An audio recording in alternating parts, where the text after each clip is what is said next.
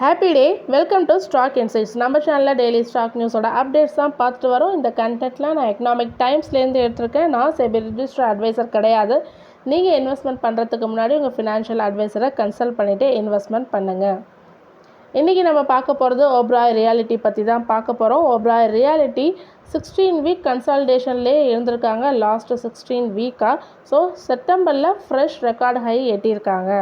Short term traders யாரெல்லாம் buy பண்ணணும்னு நினைக்கிறாங்களோ இப்போ பை பண்ணலான்னு சொல்லியிருக்காங்க எக்ஸ்பர்ட்ஸ். டார்கெட் பார்த்திங்கன்னா 2000 to 2100 நெக்ஸ்ட் ஃபியூ வீக்ஸில் எதிர்பார்க்கலான்னு சொல்லியிருக்காங்க. ஸ்டாக் வந்து 1900 ஜூன் 3rd வீக் எட்டியிருக்கு. 1900 ஜூன் 3rd வீக் வந்திருக்கு. ஆனால் மொமெண்டம் ஹோல்ட் பண்ணாமல் திரும்ப ஸ்டாக் வந்து கீழே இறங்கி சப்போர்ட் லெவல் 1600 கிட்டே எடுத்து திரும்ப இப்போ மேலே ஏறிட்டு வருது.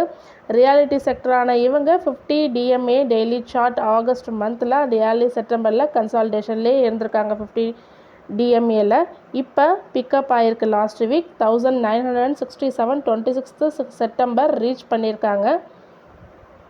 இது யார் சொல்லியிருக்காங்கன்னா Aprit Periwal, analyst equity derivatives and technicals, Motilal Oswal financial சர்வீசஸ்லேருந்து சொல்லியிருக்காங்க. இது இன்றைக்கி வந்து இப்போ ஒரு 9:30 AM அளவில் வந்த நியூஸுங்க இது. ஸோ நம்ம சார்ட் பார்ப்போம். நம்மளோட ஓன் சார்ட் இது.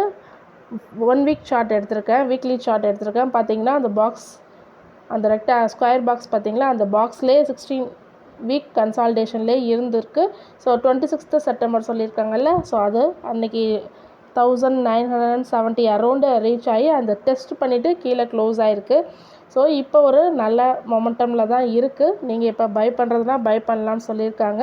ஷார்ட் டேர்மில் பார்த்தீங்கன்னா 2000 எபோவ் போச்சுன்னா 2100 வரைக்கும் போகிறதுக்கு வாய்ப்பு இருக்குதுன்னு சொல்லியிருக்காங்க. ஸோ நீங்கள் உங்கள் ஓன் சார்ட் ப்ரிப்ரேஷன் போட்டு பாருங்கள். உங்களுக்கு ஓகேனா நீங்கள் இன்வெஸ்ட்மெண்ட் பண்ணுங்கள். உங்கள் ஃபினான்ஷியல் அட்வைசர்கிட்டையும் கன்சல்ட் பண்ணிவிட்டு இன்வெஸ்ட்மெண்ட் பண்ணுங்கள்.